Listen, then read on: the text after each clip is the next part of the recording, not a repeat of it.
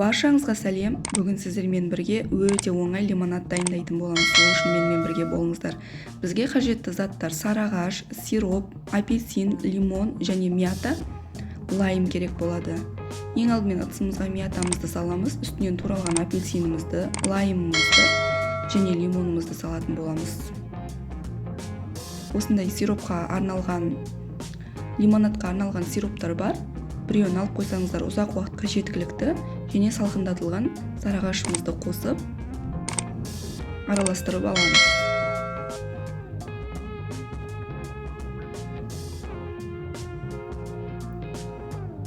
Жақсылап араластырамыз.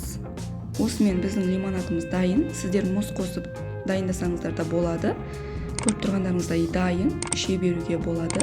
Менімен бірге болғандарыңызға рахмет. Видеоны соңына дейін көріп лайк басуды ұмытпаңыздар. Сіздермен бірге болған Азиза Аймурзаева.